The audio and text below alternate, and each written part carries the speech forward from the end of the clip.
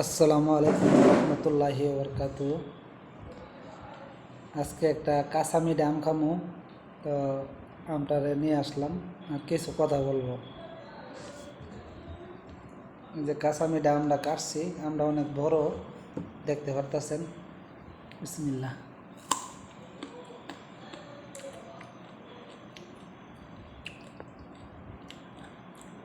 অসাধারণ, খাও খাও। আমটা খুবই মিষ্টি এবং ভালো।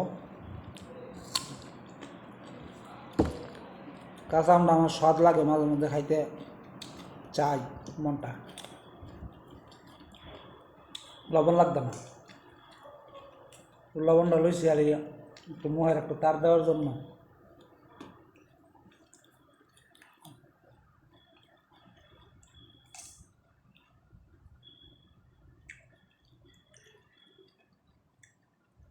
যতক্ষণ পর্যন্ত রুমে থাকি ততক্ষণ পর্যন্ত মনে করেন যে খাওয়াতেই থাকি, ডিউটি যাই বেলা খাওয়াটা বন্ধ। তো আমগুলাই যে দেখেন, যে প্লেটে কাটটা লইলাম আঙ্গে মাঙ্গে, তো আঙ্গে মাঙ্গে চলতেছে খাওয়া। ভিতরে গেলে হজম হয়ে যাবো গা, কোনো কিছু থাকতো না। মালয়েশিয়ার মাটিতে কাঁচা আম খাইতেছি, এটাও একটা ভাগ্যের ব্যাপার। এটা সব বিদেশের জায়গার মধ্যে পাওয়া যায় না। তো যে কথা বলতে চাইছিলাম, যে ফ্যামিলির বড় হইলাম, বিদেশ আইলাম, বিদেশ আইয়া টাকা পয়সা কামাইলাম, জীবনরে প্রতিষ্ঠিত করলাম। তো আজকা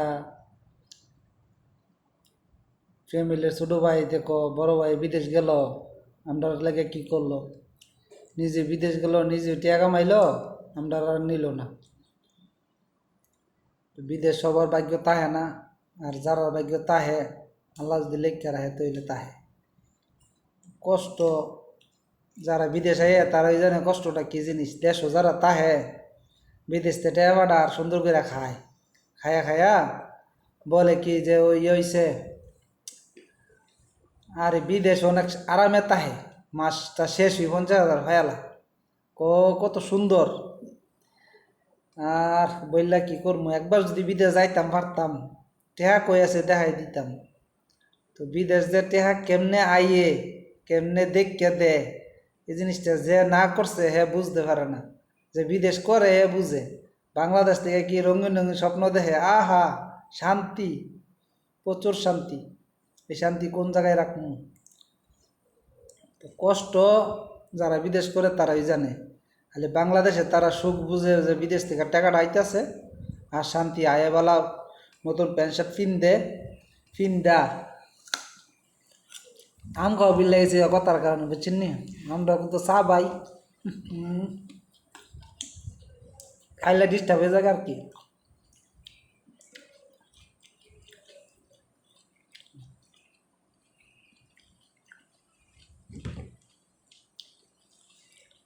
তো বিদেশ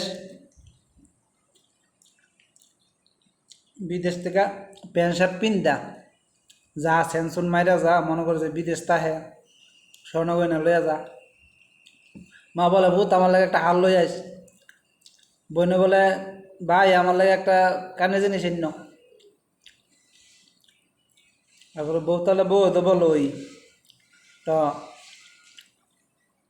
বাপে কো আমার লাগা আনিস তোর যেটা ভাল লাগে। এরকম ভাবে ওইটাছে হেলাটা, বুঝছেন নি?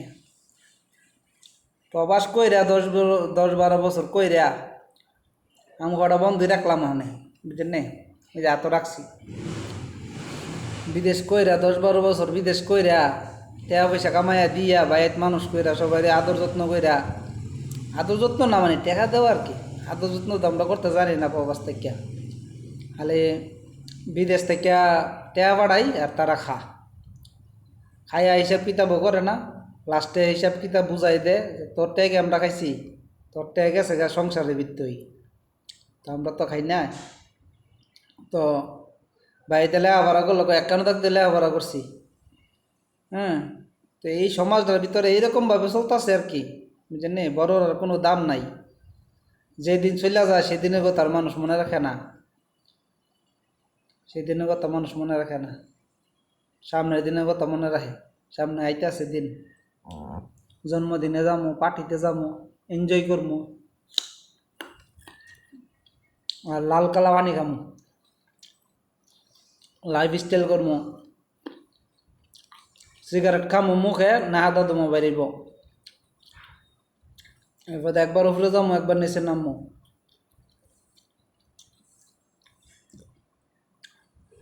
দুনিয়াতে যাই করি না কেন একদিন হিসাব দিতে হইব একজনের কাছে, যিনি আমাদেরকে এত রূপ চর্চা দিয়ে দেন, কি সুন্দর বানাই দিছে, চোখের পাপড়ি দিছে, মুজ দিছে, দাড়ি দিছে, আল্লাহ কি বানাই দিছে। আমারও বললা না, অনেক মানুষরই বানাই দিছে, কিন্তু চোখ আছে ঠিকই সব কিছু দেখতে পায় না, মন আছে ঠিকই কিন্তু সব কিছু বুঝতে হয় না। আর একটা কথা কয়ে দিই, যারা দাদা ছিল মূর্খ, বাবা ছিল মূর্খ, এরপরে নিজে হয়েছে মূর্খ, এর কাছে কথা কইলে, কথা কোয়ার আগে মনে মধ্যে লাঠিটা লই এলা, কে বেটা তুই কি জানস, হ্যাঁ তোর সাথে ভালো কিছু জানি। তো ভদ্রতা ফ্যামিলি থেকে শিক্ষা আমার লাগে উচ্চতর ফ্যামিলি থেকে। দাদা শিক্ষিত, বাপ শিক্ষিত, আমি শিক্ষিত, সামাজিকতা বুঝি, এইসব ফ্যামিলির লোক আর এই ফ্যামিলির লোক অনেক ব্যবধান। তো ভদ্রতা প্রত্যেকটা মানুষের থাকার দরকার। আমরা বাংলাদেশের মানুষের ভদ্রতা যে কী জিনিস এটা তো বুঝতে হইতেছেন সবাই। যারা ভদ্র মানুষ তারা সম্মানটা কতটুকু দিতে জানে না কেউ, আর যারা অভদ্র তারা সম্মান দেয়। ঠিক আছে, সবাই ভালো থাকবেন। আমরা খাইলাম আর কথা বললাম, এই যে দেখেন আমরা খাওয়াটা শেষ হয়েছে না, বাকিটা খাইমু। এই যে আমরা প্লেটের মধ্যে কাটটা তুইয়া দিছি, এগুলো যেন কতক্ষণে খাই কি জানি, আল্লাহ জানে। সবার সুন্দর জীবন কামনা করি। আসুন নিজে শিক্ষিত হই, বাচ্চা কাচ্চারে সুন্দর শিক্ষা দিই। শুধু কুকুরের বাচ্চার মতন জন্ম দিয়ে না ছেড়ে দিই রাস্তাঘাটে। রাস্তাঘাটে কুকুরের বাচ্চার মতন ছেড়ে দিলে এটি হাউ মাউ করে বড় হইব, কয়দিন পরে রাস্তাঘাটে লাঠি লইয়া নামবো, নাইমা মানুষের পিটাইব। কী কারণে পিটাইতেছে, কারে মারতাছে, কী করতেছে সেটা জানবে না। তো হাউ মাউ না করি, সুন্দর একটা জীবন করি, ভদ্রতা শিখি, মানুষের উপরে যেন না মারি।